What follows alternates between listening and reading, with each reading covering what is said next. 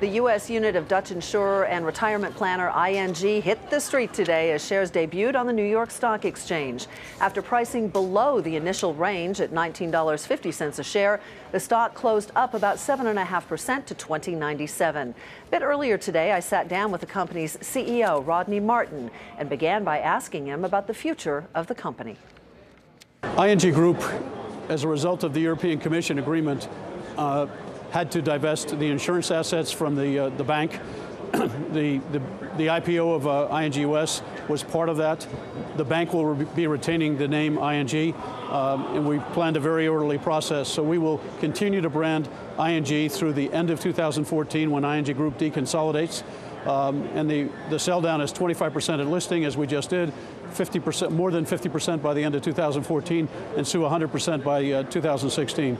So we are introducing our ticker symbol today as Voya, and we will begin commercially branding Voya Financials beginning in 2015. It seems as though it's aptly named because it stands for Voyage, basically. You're trying to help the consumers that you serve on their voyage to and through retirement. Is that a correct interpretation? That's a perfect interpretation, Sue, and we are now one of the largest publicly listed retirement-focused organizations. Our aspiration is to be viewed as America's retirement company.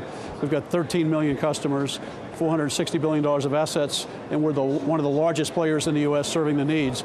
And it's one of the biggest problems Americans face today, and that's preparedness for retirement. Absolutely. And you know, one of the things that we found, though, is that after the '08 financial crisis, a lot of the baby boomers and others certainly backed away from the equities market, backed away from financial instruments because they didn't trust the market. How do you lure that group back, especially since they're probably underfunded for their retirement? So you're absolutely correct, and it's really built around our strategy of retirement readiness, and that's preparing people both on the asset accumulation side, the protection side, the what happens if component, and then the distribution side. So and as you pointed out, through retirement. And it's a combination of kind of slow and steady movement. People have moved back into the market cautiously.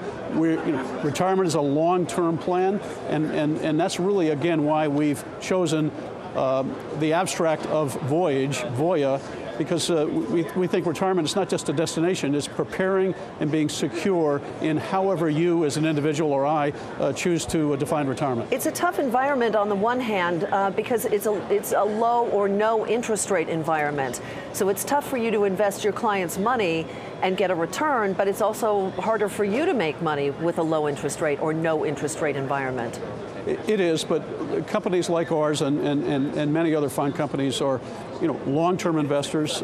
Retirement is a long-term objective, and we go through cycles. We happen to be in a lower interest rate cycle today, but many other countries face the same thing. So again, I think a prudent and steady course, both from an investment perspective as an individual, or frankly as a company, is a prudent way to go forward.